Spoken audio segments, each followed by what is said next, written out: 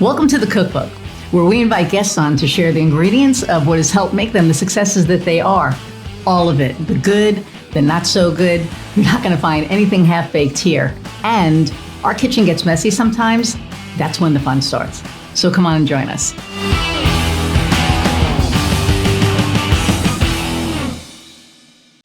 Hey everybody, and welcome to another episode of the Cookbook. I'm your host, Iris Goldfeder, and I am so super excited about our guests today, Natalie and Jay. We met a couple months ago. They needed help with their website. I helped them with a couple of things, and then we started talking and realized that we have a lot in common. But the website that I helped them with was Woke American Apparel, and that is their business. I'm going to read their bio and bring them on.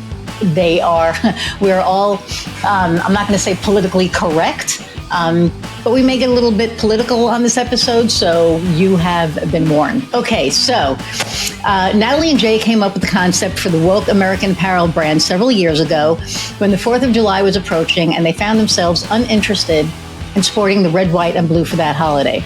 And I can fully relate with that.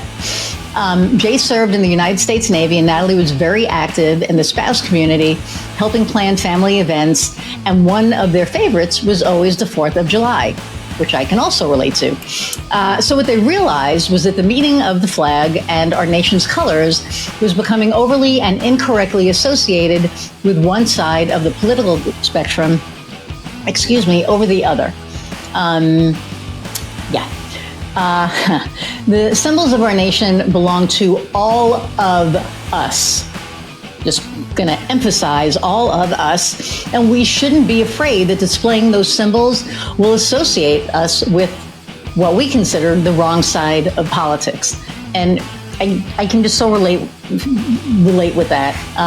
Anyway, so Natalie and Jay decided to create Woke American Apparel for the socially conscious Americans who face uncertainty over how to show their patriotism.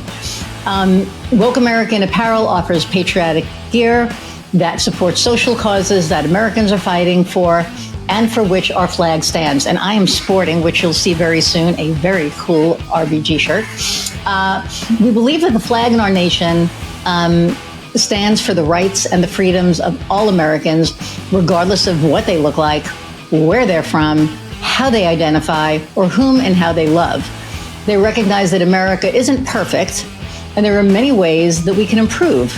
But they also believe that America has the potential and ability to grow and become much better than it is. The great American poet, Langston Hughes, said it best. "Oh, let America be America again, the land that has never been yet and yet must be, the land where everyone is free." So without further ado, let's meet Natalie and Jay. Hey. Hi. Hi. Oh, God, that fires me up. Like I had to do that like 3 times because I was so passionate about, your bio and what you wrote. And, when we moved to this house, we're in a very nice neighborhood. However, we are the minority in more than one way in the neighborhood. And the first thing I was like, oh my God, there's like a flagpole by the garage. I want to get a flag. And then I realized, no, I don't. Yeah. And that kind of gutted me. Yeah.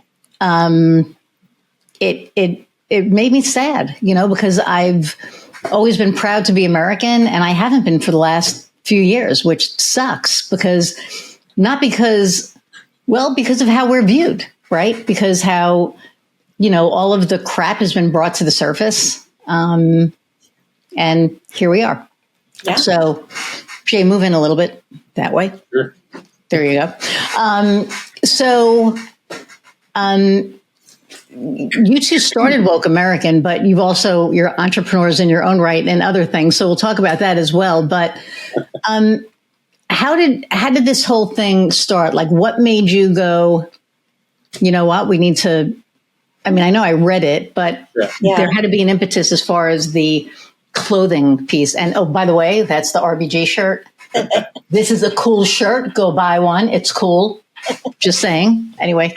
I love it. Well, it truly was it's something that I had been thinking about for several months. And finally it was just like, I need to talk to somebody about this. So we were driving home from somewhere and I was just like, what do you think about this? Like, what if we did something like this that combined the two things? Because like, I have no interest in buying anything red, white, and blue anymore. And it makes me really sad. But what if we did something like this? So we did some market research and nobody else is doing it. I don't know about now, but when we first started this 2 years ago, it was, really, there was nothing out there that did both. You could find liberal and, cause-based gear, but you couldn't find something that did both. Right.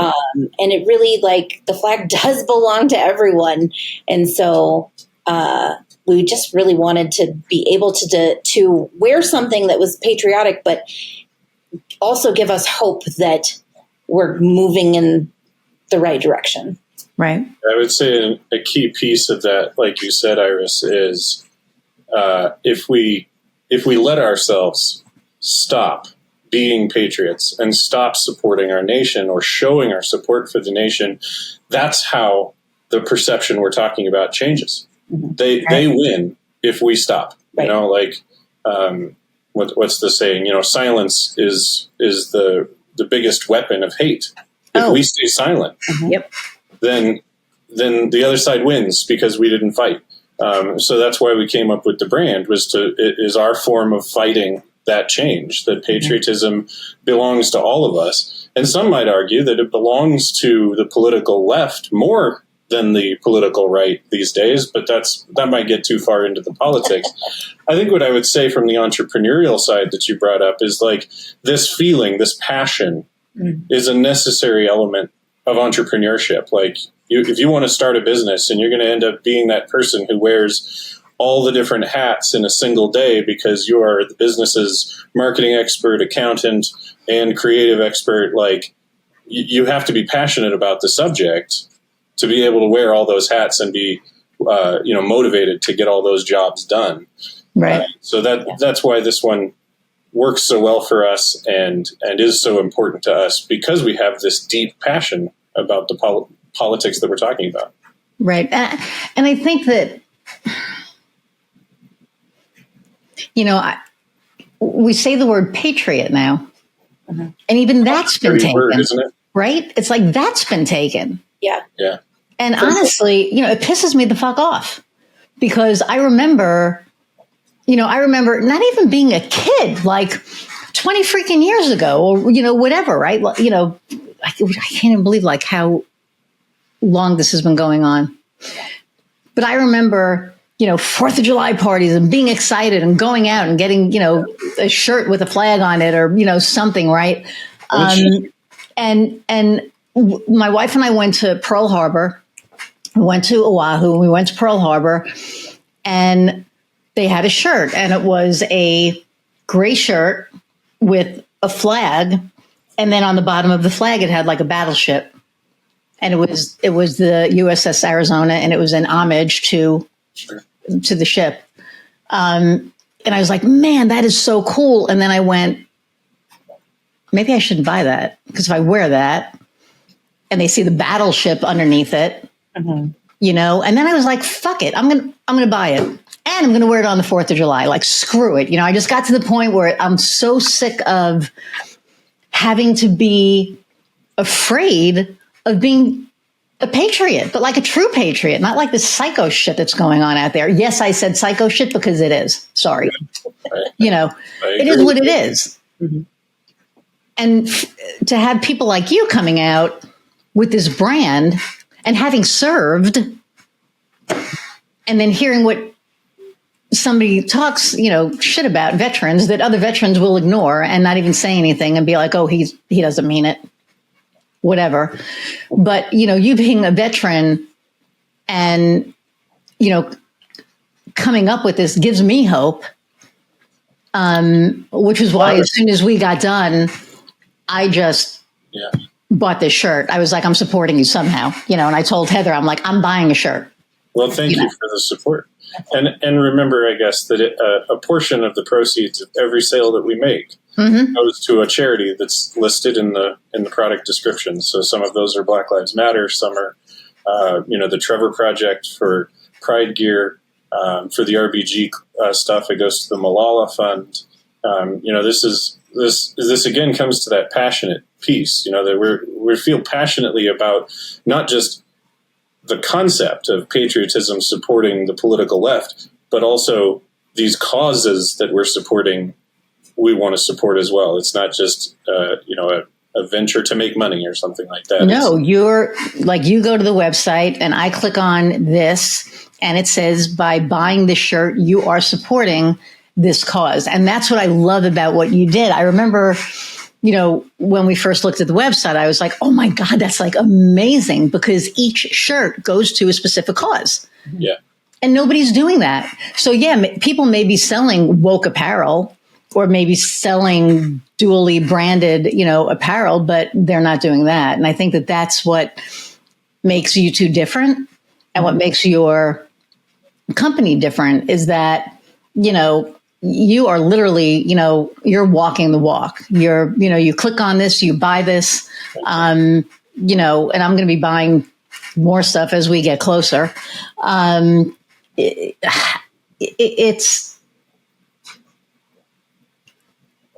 It's something that is so needed I agree. in this time. It's how we have to fight this battle at this point. I believe that reminding people that what we believe, the liberal, the political left, what we believe really represents true American philosophy. You mentioned the fact that I served in the military. All military members take an oath to the Constitution, not to a person or an office, but to the Constitution itself, to a simple document, right? And I took it upon myself, like I keep it with me even now, but I carry a copy of the Constitution, would carry it in my breast pocket in my uniform, because I felt like if I'm taking an oath to this document, like I better know it. And so I would have it with me, and I would pull it out and I would read it. And I think that that's what made me realize, like, what is true American philosophy? What does it represent? And who supports it the most?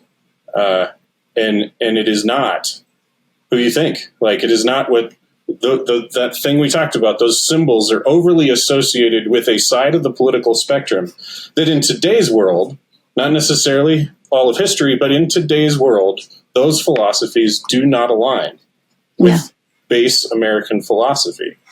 I can give you examples if you want, but the basics is true. No, I'll take the examples, but I don't understand how do I say it? It's me. I'm just going to fucking say it. All right. I don't understand how people in the military can be supporting that which is clearly against the Constitution. Mm-hmm. Clearly against. January 6th was clearly against the Constitution. Yeah. Right. I will never forget, I had COVID. I will never forget turning on the TV and watching people climbing the Capitol walls. Mm-hmm. I felt like I was watching, what the hell was that movie? My wife would kill me, with Umbrella Corp, with like the zombies crawling up the wall. That's what it reminded me of. Resident Evil. Thank you. Yes, Resident Evil. Yeah, of course you know that. I feel like it resembled, footage of third world countries, or political thrillers that are directed by the Russo brothers or something like that. It didn't resemble what I think of when I think of the American news media. But it is. It's what we have now. It's what exists here, and that's why we have to fight. That's why we have to stand up and remind people that this is not Americanism. This is not the philosophy. The base. I talk about that base philosophy piece. Like, it comes partially from the Constitution, of course, but it also comes from the Declaration of Independence strongly. Because remember, that was the document. Like, the crux of the Declaration is this list of complaints against the Crown of England at the time, right? Right. These were the things, this list of complaints, these are the things that the first Americans believed were so heinous of a government to do that we needed a new government. So heinous, and what's the one thing that everybody always thinks of that comes to mind? What's the thing we all remember from grade school? Separation of church and state. Oh, okay. Well, that's a different one. That's in the Constitution. Oh, the Boston Tea Party? I'm thinking of, everybody thinks of taxation without representation. Oh, taxation without representation. Yeah, that was a big problem, sure. Yep. That's number 17 on the list of complaints. Number 7 was that the Crown of England was discouraging immigration and making it difficult for immigrants to become citizens. Again, I say, the first Americans thought that was so un-American a thing that they needed a new country so that they could support immigration and could provide a clear path to citizenship. So by the Declaration of Independence, in black and white, not the founder of an apparel company's opinion, but in the black and white of the Declaration, it is un-American to be opposed to immigration. Right. So what was the first? What's the first thing on the list? They were complaining that I have it here, actually, right here. So he was refusing his assent to laws, the most wholesome and necessary for the public good. So if Americans are dying every day by handguns, yep, then laws that protect Americans from handguns would be for the public good, right? So refusing assent to those laws would be un-American. And the Supreme Court just overturned a ban on bump stocks. Yeah. I sit here. Okay, so this entire episode, sorry, is going to be political. It is what it is. But I think that what people don't understand. I've had conversations so I was at a dinner a few weeks ago. A friend of mine is a local historian, and she is very big on women's issues. And so the house across her house was owned by this author, Eveline Stein, and she was I think she was the first woman author in Indiana that was published. And, so it was like a big deal, right? And this was like 100 years ago. Mm-hmm. So she got this thing going and got a plaque to be put in front of the house to make it an historical property. Anyway, so we're at this dinner and I'm sitting next to this couple and we're talking and I'm thinking they sound like, pretty decent people. So they clearly can't be, and so sure enough, we're talking and she goes, well, we support, Trump and the GOP. And I went, really? And I said, okay. See the face that you're making? My wife made that same face. However, it was really interesting in hearing them talk. And this is like somebody who's in education. And that's what blows my mind. But anyways, we were having conversation and, so they kind of brought abortion up, but that wasn't really the thing. The biggest thing was how evil Biden was. And I was like, I said, so you think Biden is evil, but you don't think, well, Trump's a businessman. But he's had like 11 bankruptcies. How good can he be? And I'm keeping this so level and civil, and I'm really having a good conversation. And my wife was like, who are you? And what have you done with my wife? And I was trying to be really respectful because I think for the first time, I came across people that could actually have a conversation and agree to disagree. Mm-hmm. So it was very respectful. It started getting to, like, if the dinner hadn't ended and it wasn't time to go home, I'm sure that it would have escalated because I think that it was getting to that point. But I was really keeping it at a good level out of respect for my friend because that was her event. And I didn't want it to be, oh my God, Iris of all people, they're throwing down at the table. I didn't want that out there. But it was really interesting. And when you hear the logic, it's not. It's like this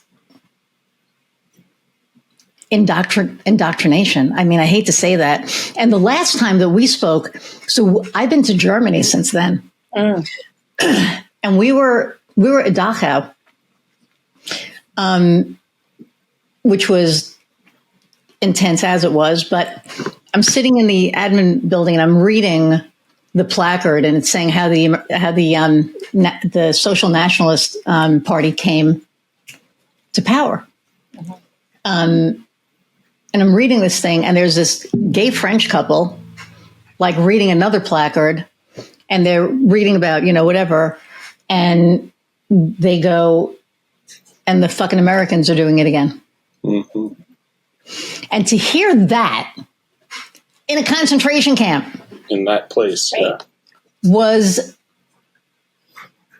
not only chilling, but I felt like I was in another dimension. Like, it was like, this isn't happening. Now, the French aren't doing much better, like Macron, and all of the crap that's going on over there. And this is global. And I think what I'm afraid of is that this isn't just an us problem. If we don't fix it here, it's going to go haywire everywhere else. Well, and that's something that I think people need to realize is that we consider ourselves a superpower, but we're also like the word is lost on me, but we set the precedent. So if this is what's happening here, then it's giving permission for all these other places to do the same thing. Yeah. And it's scary and it's wrong. Yeah. I would say it's interesting, the example you brought up, Iris, of your neighbors or nearby neighbors that you were meeting with, and the attempt to have a conversation. Like, no, this was at a dinner. This is not my neighbors. My neighbors are a whole other story, but okay. So at a dinner with some folks that you had a conversation with. I think the point that I'm contemplating is the ability to have a conversation. Like, does it exist? Like, I don't think that, I believe that the chasm has widened to the point that there is no conversation. Like, there's us trying to convince them that they're wrong and them trying to convince us that we're wrong. That's not really, they're not trying to convince us. No matter how civil it is, it's still an argument. Yeah, but they're not trying to convince us. They don't give a shit what we think. Well, that might be true. And that's the difference. And I think that, and I cannot believe this is my podcast. Like, I'm sitting here going, this is not what this is about. But it's like, we used to have healthy discourse, right? We used to be able to have a conversation and reach across the aisle. That's what the politicians did back in the 60s, 70s, 80s, whatever. If there was an argument, it was decided for the people. What is going to be for the betterment of the country, for the betterment of the people? And I think that all of this stuff has been going on. Reaganomics started our financial descent. But, yes, let's give the billionaires more money and then they're going to give it to the people that work for them. No, they're not. They're going to fucking keep the money and do what they've done, right? I mean, that's what happened. But when we look at common decency, when we look at meanness and hatefulness, how are we okay with that? I think. Well, that's the way to approach that conversation with those people. You have to tell them things like I understand why you're supporting a man whose morals and actions align perfectly with your own. I understand 100%. Being like him is something that excites you and makes you feel less significant in a world you can't understand. Because when you start to associate them with him, they'll try to distance. Like, try it. Every single one of them. I've done it. Distance themselves. They know he's a shitbag. They know that he's a bad person. So you have to like make them realize that they are associated with a bad person. That they know he is. But they don't care because he hurts the people that they hate. He does the things that they wish that they could do. That's what I truly believe. I mean, well, and I that's think the problem. That's the un-American side of it. That leads to our business model and concept is that this mentality is taking over our country. It is usurping the true Americans. We are the true Americans. We are the ones who support the philosophies like I've talked about in the Declaration of Independence. We are the ones who support the base American belief systems and support the ideas of freedom and democracy, right? And you talk about that he hates the same people they hate because they never learned that freedom means someone else being allowed to do and say and believe that which you would spend your life opposing. Right. You have to let them have the right to say it. Otherwise, you don't have the right to say it yourself. Like, we can't have freedom for anyone if we don't have freedom for everyone. Right. That's the truth. And the sticky piece of that is that the hate speech. Right. We have to allow that, right? Well, let's take it down a notch just for conversation. Like DJT has lied. There is no question. You can verify it no matter what your political leanings are. Every single day. But he... Like 10 times a day. Sorry. First Amendment free speech protects his right to lie. Right. And are we saying we need to change that? No. Like, is anyone saying that we want to cancel free speech?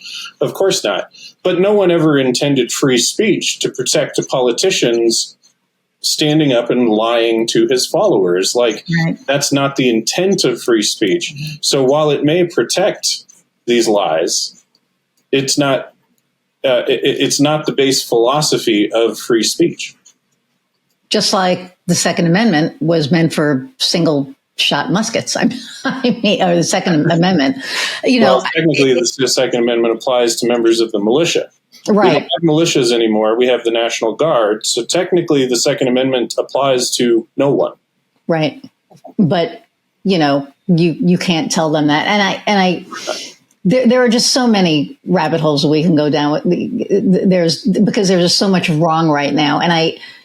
And the way that things have been twisted to fit a certain narrative, right?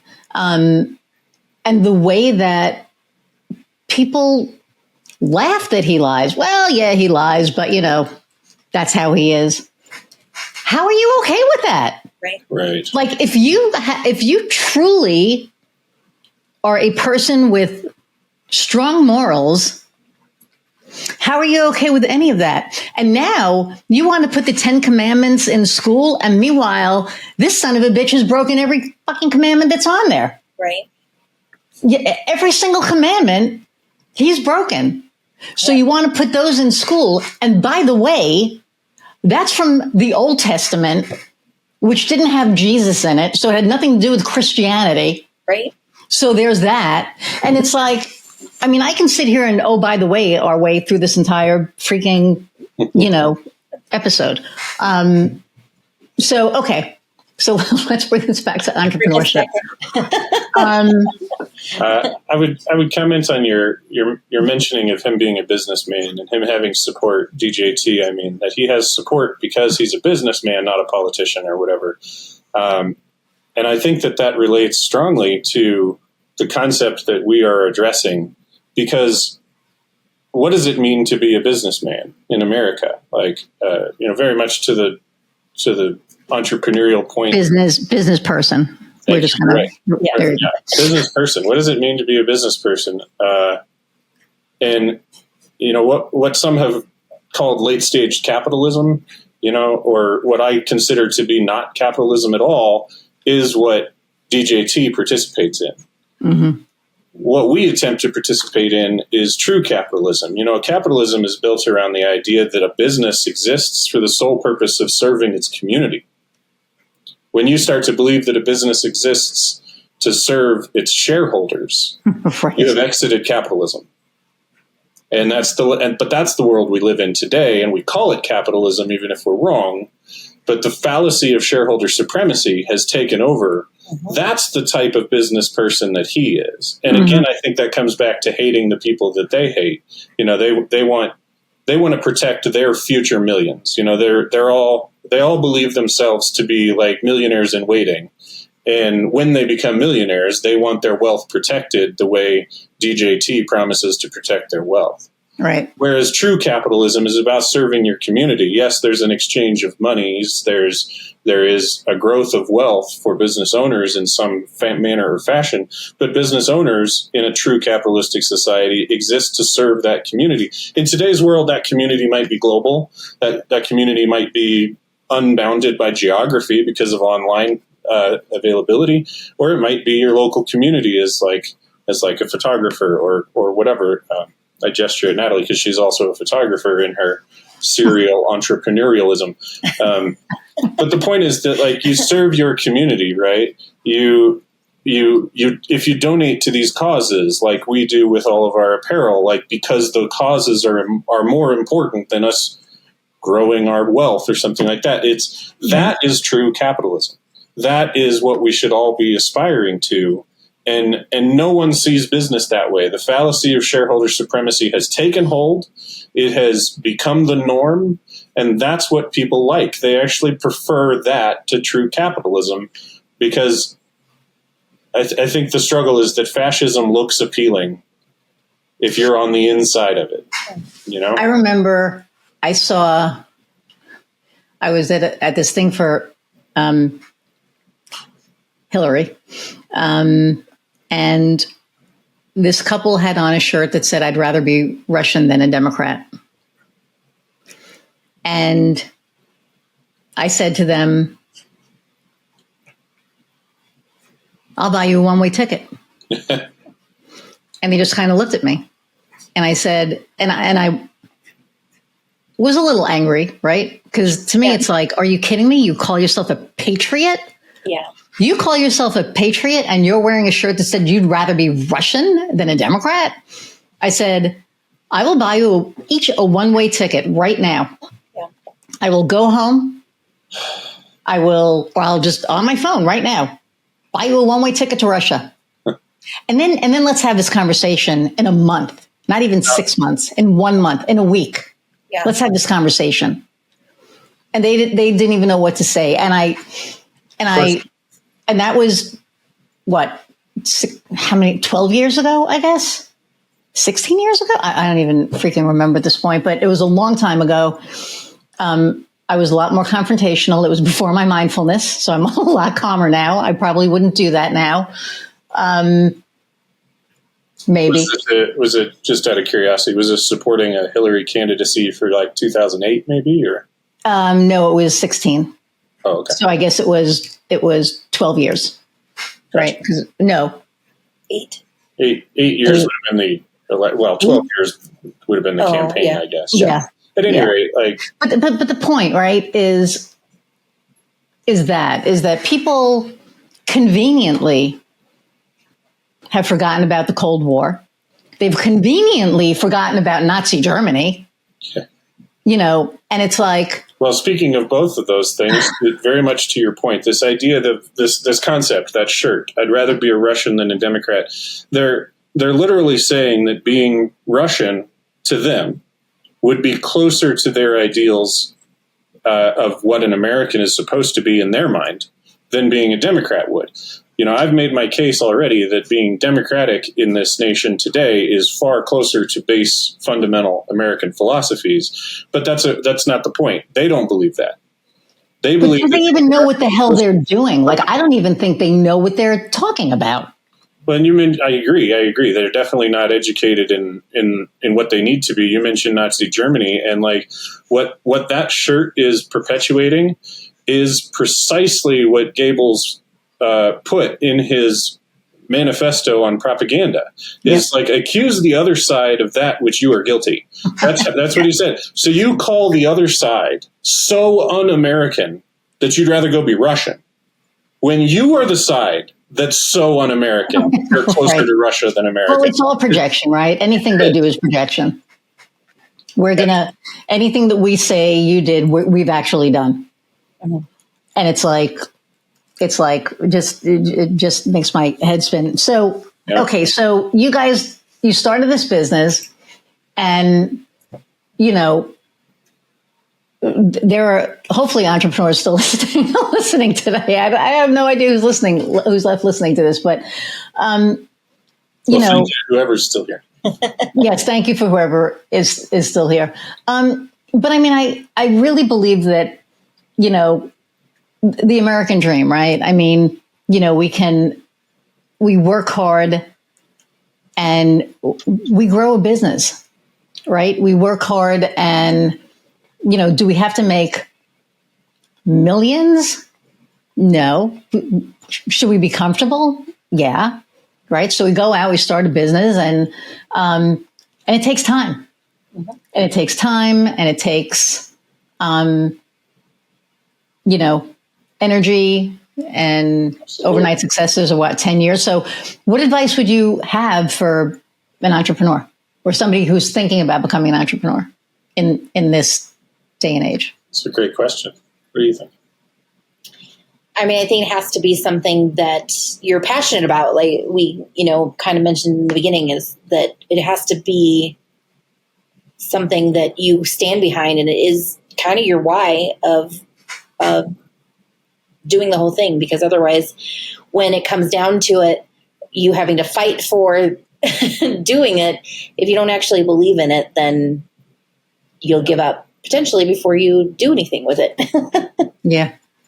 I think she's absolutely right. I think the mention of your why gets the cogs in my head turning. I have a postgraduate studies in leadership, and being an entrepreneur is absolutely about leadership. So study leadership. Maybe that would be a piece of advice. There's a great book by Simon Sinek called Start With Why. That's what she reminded me of. Pick up that book. Get started there. He directs it toward any kind of leader, maybe a manager at a corporation or an entrepreneur, either one. But leadership has a lot to do with entrepreneurship, because you have to lead yourself. If you build a business where you have employees, you have to be a leader to them. You have to build relationships with vendors or partners or whatever, and not to mention being a leader makes you a better servant to your clients, makes you a better salesperson, maybe would be the way to put it. So yeah, study leadership. I think that would be an idea. I like that a lot. Because at some point you're going to have a team, right? Whether it's a contractor or whether it's, an employee. And I love the word leadership, because a lot of people want to be a boss. And it's not about being a boss. It's about being a leader. It's about, seeing the potential in people and growing it. That's my biggest, I'm working with, I have an intern who's, she's in school for marketing. And, she's 21 and she's smart as a whip.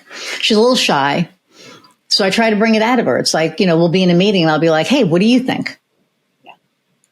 And she'll be like, oh, and she has great ideas, but, she doesn't talk about them. And I'm like, you need to be talking about your ideas more, because you have really good ideas. And I think that. But just make sure, Iris, whenever you get her to share her ideas, that you hit her with the yes and. Yes, your idea is great. Not a no, don't start there. Always hit her with a yes, so that she starts to build confidence that her ideas are good. Oh, I tell her, like we had a meeting yesterday and I said, what do you think? And she said, I think this. And I said, that's fantastic. That's a great idea. That's a great idea. And I have had, the reason I'm an entrepreneur is because I have had probably the worst bosses that, like my wife will tell you, I've had the worst luck with bosses. And finally it was like, fuck it. I'm just going to do my own thing. And I'm glad that I did, because, now we're, very successful. And I feel like that's a parable or whatever it's called. Behind every entrepreneur is a terrible boss. Right. I mean, that could be. But I think that, having that experience makes me a good leader, because I vowed that I would never, ever treat anybody the way that I was treated, ever.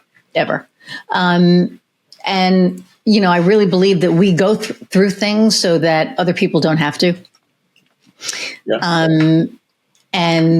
Or we have experiences so other people don't have to have those experiences, at least not with us. I think the struggle for entrepreneurs, though, is like, while it's very important, oftentimes more important to know what not to do than knowing what to do. But as an entrepreneur, when you're striking out on your own and headed into uncharted waters, and I was in the Navy, I have to use the Navy categories, but you know what I mean. Like you're doing something you've never done before. You also have to study the what to do. I mentioned study leadership, like read the books by Simon Sinek and by the other, great leaders out there that that'll help you understand how to do it better. Like, you don't want to be like the bad boss you used to have, but that doesn't necessarily inform you on the what to do. It just tells you what not to do. So Find out what to do. But that extends well beyond the leadership piece and into all of the entrepreneurial stuff. Is that when you sit down to suddenly become a marketing expert because your business suddenly needs it, and you've never done a day of marketing in your life and never held that title at any job you've ever had, like how do you learn how to do it? You have to learn what to do. Yep.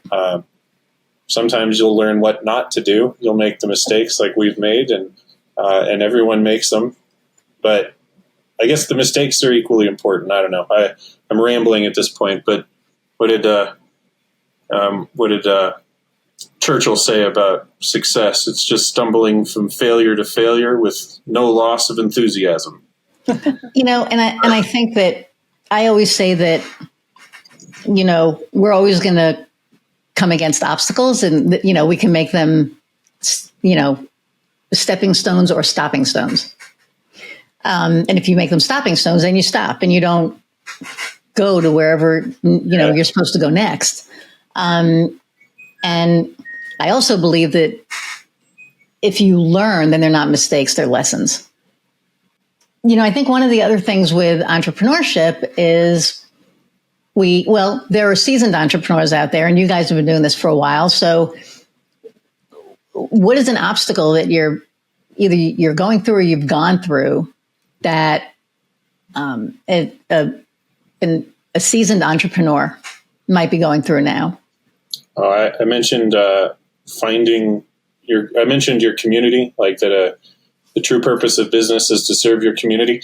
Find your community. That is the obstacle that you will always face. Like, however you want to word that, finding your target market, finding your ideal client, finding however you term it for your business, it's the same obstacle. Finding the community that you are ready to serve and they're ready to buy what you have. If it's a service, a product, it doesn't matter. Like finding that connection is always the biggest challenge.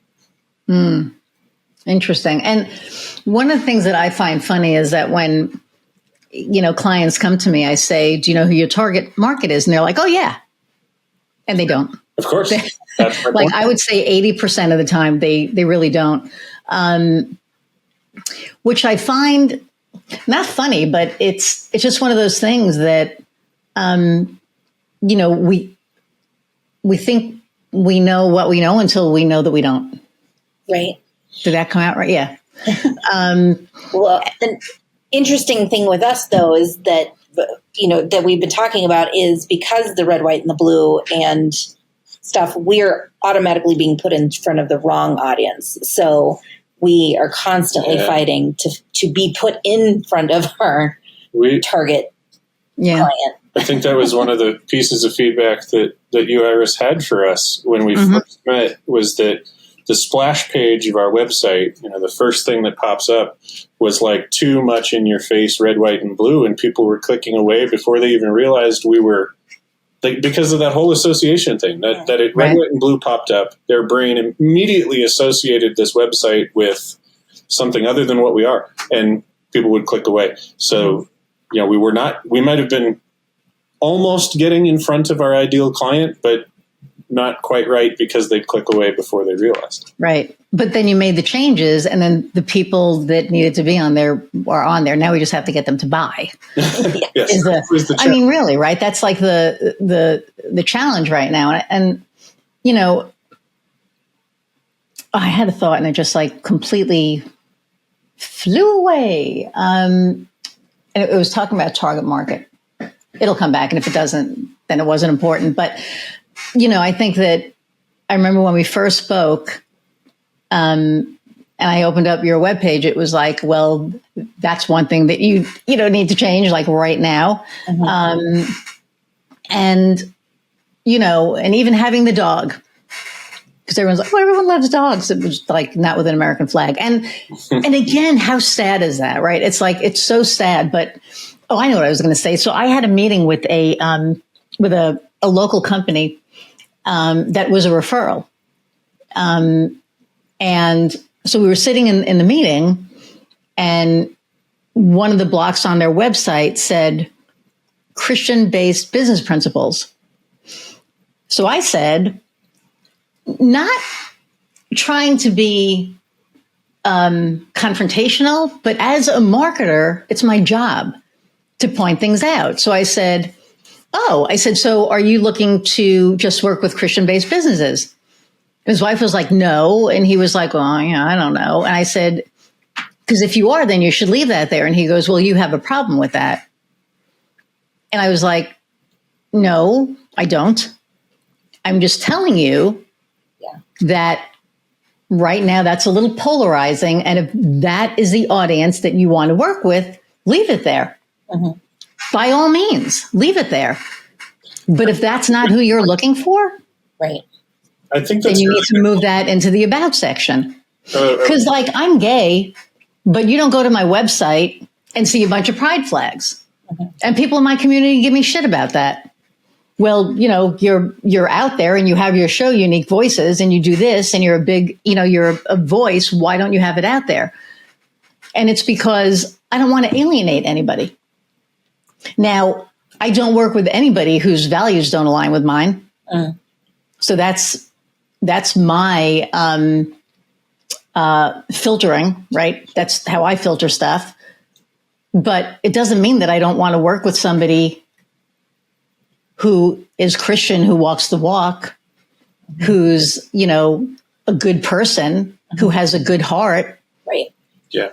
But if I put that gay flag on there. But you also made the point that like there are plenty of people out there who don't actually walk the Christian walk, but they fly that flag, so to speak, and those are the people you'd be worried about. In our case, it's similar that like true conservative philosophy is about small federal government, right? Like that's really the base fundamental belief of conservatism, and that has a great value in America. That we always have to have that check and balance to the desire for big government, for more regulations, for like regulating businesses, whatever. Like so, conservatism has its place; it has its value, but when it results in what we talked about earlier, that these philosophies that are wholly un-American, taking people's rights away and, expecting people to believe, what you believe because it's what you believe, and what somebody else believes doesn't matter because it's not what you believe. Right. I wanted to comment on something you were talking about with the ideal client or the target market is like, I think entrepreneurs in general are people who recognize a problem and come up with an idea for solving that problem. We've talked about this one that we're solving, but like entrepreneurs are always trying to do something that isn't available or do it better or whatever.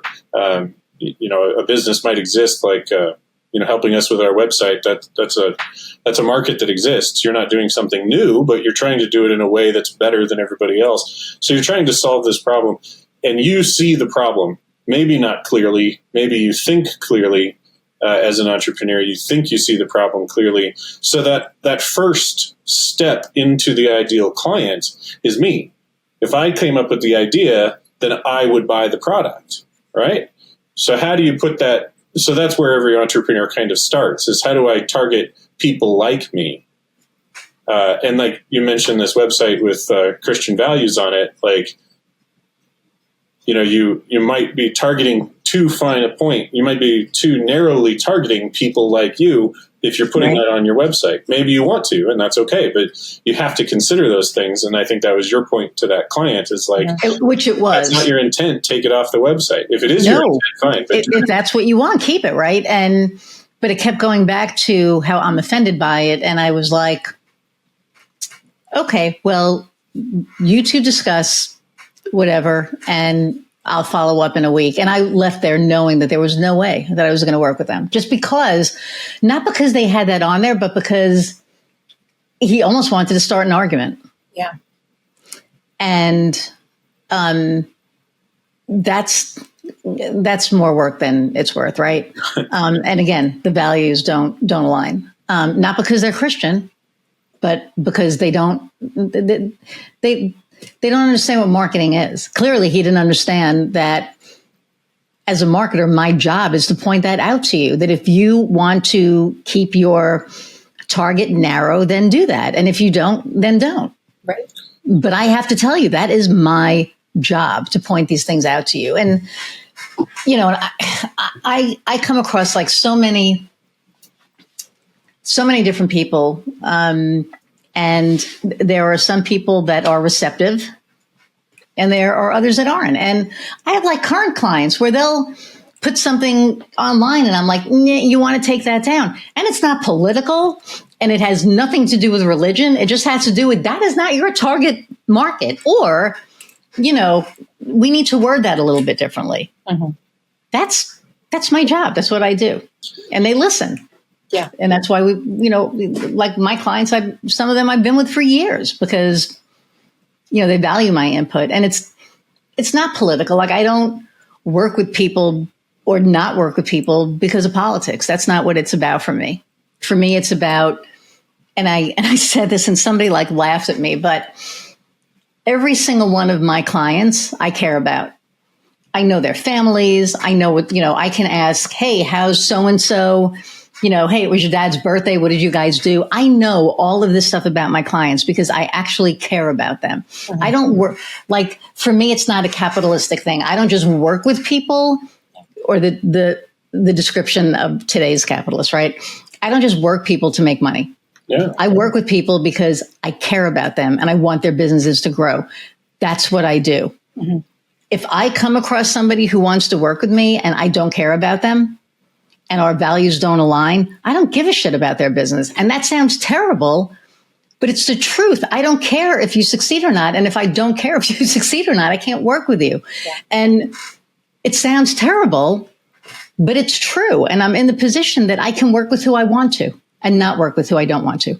Yeah. Well, and I think there's a piece of like value add, right? If somebody pays you for your opinion, and you give that opinion that something on their website needs to be changed or taken down or whatever, and they're like ready to fight you about it, like, well, then what value add are you to their business if they're not going to take the advice they're paying you for? Like, right.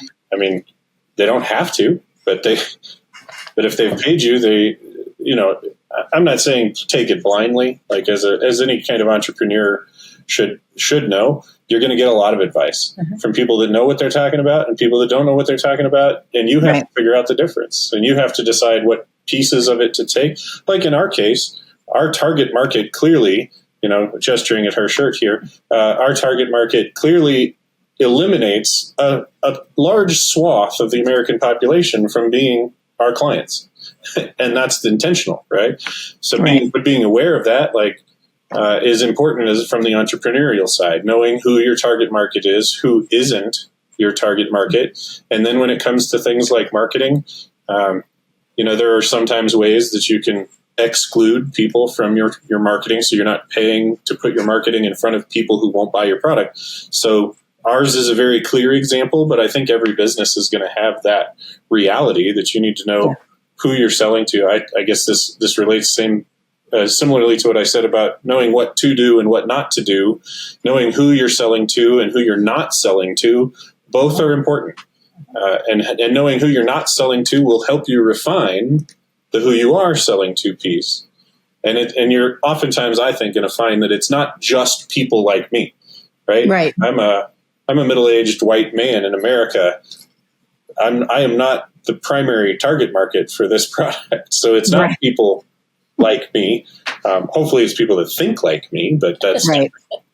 Well, and that goes along with photography as well, just as the other side of, or a different perspective is that my target client might not be how much I value photography. And so I may pay a photographer a lot more than somebody else would. And so I think a lot of photographers starting out struggle with that was like, well, I wouldn't pay my prices. Well, you're not your target client. Right. Exactly. Exactly. I mean, it's true, and photography is really, it's specialized, right? There's like wedding photography. There's like all these different, like buckets of photography that you can do. You can do them all. You can specialize in some, and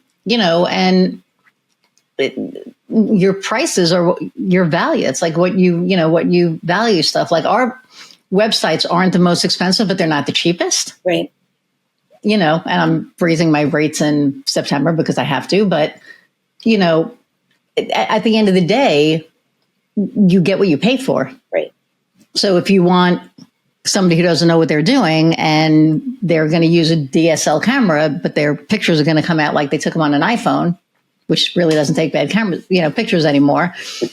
And that's what you're going to pay for. That's what you're going to get. But if you know somebody who knows how to use the lens and how to really, get the right perception and the right, what's the word I'm looking for? The right, not concept. Well, yeah, concept, right? Of the subject. Right. Look at me like I know what I'm talking about. It's important and you got to pay for that. Right.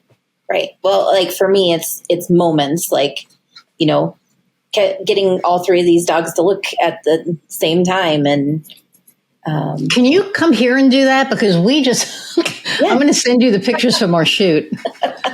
Oh my God. Yes, that was we have to. I have clients all over the US. So she loves to travel for work. I do. Wow. We'll have to talk about that. So what, God, I have like so many questions. And we're going to run out of time, and I know we are. That's all right. Oh, yeah. Okay. So first off, we're almost at an hour, so I want to ask important questions like, what's your differentiator? I know that, we know the target, but, well, we talked about that, right? You go to your website and you click on a shirt, and that shirt proceeds from whatever you click on, go to a specific. Right. And one thing I wanted to say about that is that it's always a charity or organization or person that is making a difference in these areas, not a political party, not candidates, things like that. No. Yeah. People that are making a difference in that line of work. So social our causes. product supports those causes. That's a big differentiator, I think. Our product in general is a differentiator that we've really talked a lot about already. I don't think we need to rehash that, but the way we do it, serving the community by donating, is a differentiator. Right. And it's social issues, really. Yeah. So, and that's close to my heart because of the not-for-profit that I run with my friend Michelle. We raise money to tackle, we raise money for organizations in our town that tackle social issues. I mean, that's what, we do. So, so first off, I want to thank you guys for taking time to being on here. And I miss you guys. We need to talk more. Yeah. So how do people find you? They can go to our website, wokeamericanapparel.com. They can find us on Facebook, Instagram, and I'm on TikTok. There's a TikTok store attached to it, but I use that platform to kind of talk about the politics a lot. So there's a TikTok shop. The product is there, but the subject is really the... What's your channel? I didn't even know that. Wait a minute. I got to write this down. Woke American Apparel. Yeah. Woke American Apparel on TikTok? Yep. Yeah. Oh my God, that's amazing. I didn't I'm new to the TikTok world because for my unique voices, I'm going to start getting a little bit more. I would encourage people to go to our TikTok channel for two reasons. One, it exposes them to the product, and that's great. But a couple of my video series in my TikTok channel, I do like a masterclass on the Constitution, just talking through it, like clause by clause. That's like 100 videos of, a minute and a half each video, but so you don't have to watch the whole thing if you don't want to, but no, you should. You should learn about the freaking Constitution and see what they're doing. But I think that's important for people in our society. I mean, who actually got to do that in their social studies class or whatever it was called in high school? Did you really read the Constitution and analyze it clause by clause? That's what I would encourage people to do. That this brand has this education element associated with it that we're trying to help people understand that base American philosophy stands for something different than what the people using the symbols stand for. So that's what we're trying to change. So, and the next thing that we're wanting to talk about is because I'm partnering with Dr. Nikki Lanier on her Rare Women Collective, which is a racial equity program for white women to bring to help with racial equity. Oh, was that the RASS thing? The RAARE, yeah. Racial. Yeah, so do you know Allison O'Brien? No, I don't. Are you in Colorado? Yes. Okay, because she's part of that. Okay, anyway, go ahead. Yeah. Racial Action, Advancing Racial Equity. Yep. And so we have decided to take the 13 laws against Black people and educate people on how they have affected Black lives and how we need to, how they're still affecting Black lives. So that's our next kind of educational. Wow. I encourage people to go read the 13th or go watch the movie The 13th. Oh, yes, absolutely. Yes. Because that will, although, you know what, some people don't give a shit. So I don't know. It's so, I don't know. Anyway, we need to get back to being a kind, empathetic country where we've lost our empathy. Not we, but people have lost their empathy and their and I think that's the problem is a friend of mine told me that, and we were just talking about this yesterday, that, her uncle, was very, or not her uncle, her uncle left the Republican Party because of what happened. So that was, one thing, but she was talking to somebody and the guy said, why are you so worried about everybody else? You just need to worry about your stuff. And that's the mentality that's hurting everything. Well, that's like I said earlier, you can't have freedom for anyone, including yourself, until we have freedom for everyone. For everyone. 100%. So you have to worry about others. I think you mentioned we need to be a kinder, more compassionate society, and I would encourage that one way to achieve that, as self-serving as it might sound, is through our product. Showing that American patriotism stands with the LGBTQ community, the Black community, women's rights, and so forth. It's showing that patriotism means those things is a way to return our society to that kind and compassionate state, because we can't have these symbols and the concepts of patriotism associated with un-American things. So you have to be willing to make that change, to be the person who shows the association of American support for, Black Lives Matter, right? Or any of our products that appeal to you. Yeah. Yeah. All right. So we are at that point. Michelle's my other. So I have two Michelles that listen to this, right? Probably more, but so my one Michelle, every time I say fuck, she usually has a sip of wine. Unless she's walking, then she doesn't. And my other friend, Michelle, waits for like the questions and the key parts. And her favorite part of the show is when I ask the last question.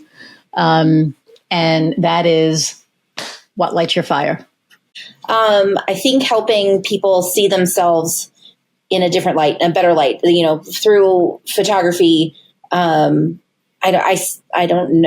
never know how to describe it, but just the way that I see people, they then always feel more seen, through that. So that's my, I don't know, helping people better themselves in one way or another. I don't know. It's good. It's one of the things I see in her photography business is all these clients. Constantly, she has clients who come in saying, I always hate the way I look in photographs, and then love the photographs that she provides. Like it, wow, helping people feel seen, feel good. That I think that makes sense for Natalie. For me, I really do get fired up about this. What I consider truth. And it's not just what I consider truth. Like truth can't be something that exists only in one person's mind. That's opinion, right? Truth in politics and truth in the world, like really fires me up. Like I can't tell you like how fired up I get about seeing these people who claim to be Americans yet clearly can't stand America. Mm-hmm. Wow. Okay, that's a hell of a note. All right, so don't go anywhere. Thank you guys so much for taking time out of your day and for being raw. I mean, this is like probably one of the most raw episodes that I've ever filmed. So hang on, I'm going to say goodbye and I'll be right back. Okay. Everybody, not what we usually have, right? I really appreciate if you've hung out for this hour plus. Thank you so much for hanging out. I really hope that you've gleaned some good nuggets from this. And I hope that if you are on, the opposite sides of us, and I hate to say that because we should all be on the same sides where we're all Americans. But, if you do think differently than us, maybe you have gotten to see a little bit of how we think and what makes us tick.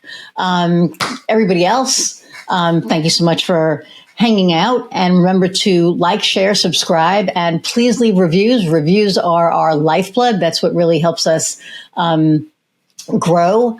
And hopefully you'll leave a good review for for this episode. But I appreciate everybody who watches this. I don't really, care. Just be a good person. That's all I ask is, be a good person. Really, really, truly love your neighbor, right? Go out and do the right thing. So until I see y'all next time, thank you, and go out and find what lights your fire. See ya.